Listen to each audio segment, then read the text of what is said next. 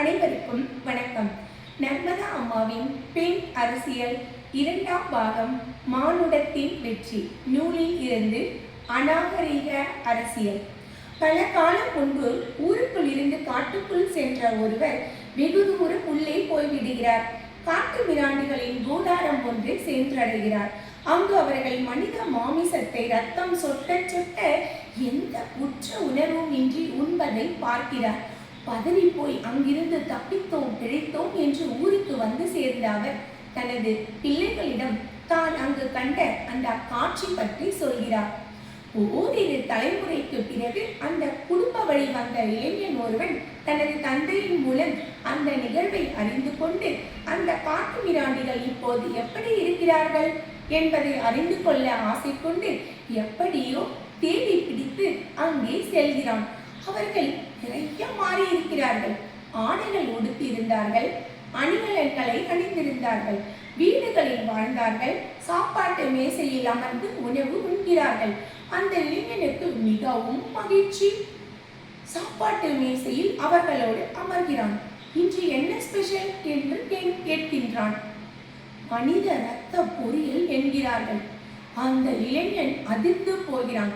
ரத்தம் சொட்ட சொட்ட நர மாமிசம் உண்ட அவர்கள் நவ நாகரீக வசதிகள் கொண்ட சூழலில் அதையே சமைத்து மேசையில் பரிமாறி உண்கிறார்கள்.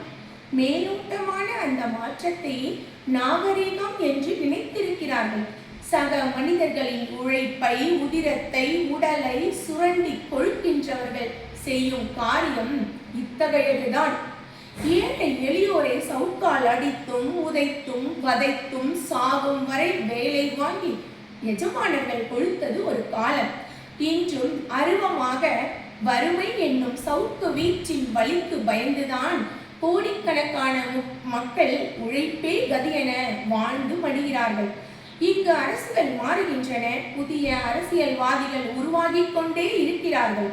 நில பிரபுக்கள் ஆண்ட காலத்தில் சாமானியர்கள் நாங்கள் என்று புலம்பியபடி ஆட்சிக்கு வந்தவர்கள் எல்லாம் இன்று சாம்ராஜ்யாதிபதிகள் ஆகிவிட்டனர். காட்சி மாற்றங்கள் நிகழ்கின்றன. ஆனால் மனிதரே சுரண்டுவது மட்டும் மாறவே இல்லை.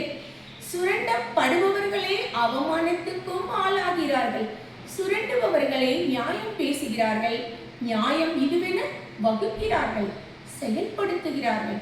இப்படித்தான் இந்த ஆண் அரசியலின் அடிப்படையே தப்பும் தவறுமாக இருக்கிறது.